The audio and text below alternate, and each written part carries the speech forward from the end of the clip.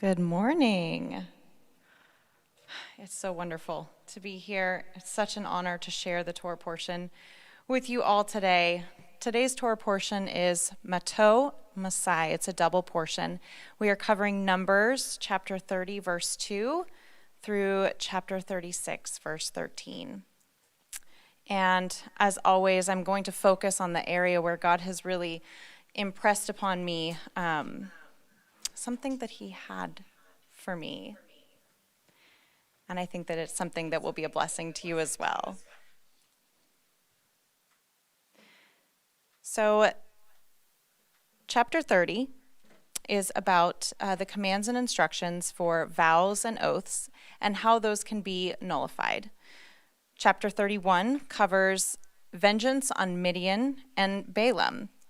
And there was just something here that caught my attention, and I didn't really dig too deeply into it, but verse 1 says, Adonai spoke to Moses, saying, "Take vengeance on the Midianites for Israel. Afterward, you will be gathered to your people." And I couldn't help but wonder if when Moses heard that, if he felt like a sense of relief, or if maybe he just felt a little sad that his time was almost done and he knew he wouldn't be crossing over into the promised land. I just wonder how he felt. We all know that at the end of our days, when our work is done, we will be gathered to our people. But how odd it must have felt to be told that the time was coming and to know when it was coming. But that's not the point of today. Just a little spot I was meditating on earlier. But chapter 32, we have the sons of Reuben and Gad settling on this side of the Jordan. In chapter 33, we have a review of the journey of the Israelites and how the Lord kept them through all of that time. In chapter 34, we have the borders of the land given to Israel. And then we come to chapter 35, and that's where I want to camp out for just a minute. This is the chapter that covers the cities that were given to the Levites. And 6 of those cities were to be cities of refuge, where a person who killed someone unintentionally could flee and find protection and safety while they awaited trial. Verses 29 through 30 state, "These are to be statutes of justice for your generations in all your dwelling places. Everyone killing anyone shall be put to death as a murderer, only on the testimony of more than one witness. No one is to be put to death on the testimony of only one witness." And when I read those scriptures, I was comforted. Because first of all, our God is a God of justice and mercy. And this world can be such an unjust place. And we know that in the end, the Father's justice will prevail.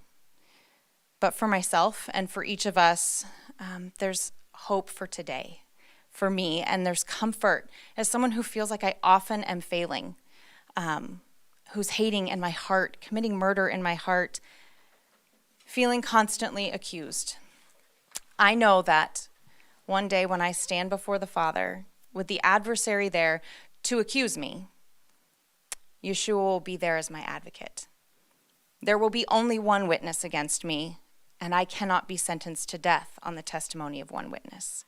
And you cannot be sentenced to death on the testimony of just one witness. When Yahweh was giving his instructions for these physical cities of refuge, he'd already set into motion the plan for our souls, for our spiritual refuge, for his son Yeshua. He is our safe place to flee, and not just for eternity, for today. When the enemy comes and begins to whisper accusations, when he tries to condemn you, Yeshua says, no, not guilty, new creation in me.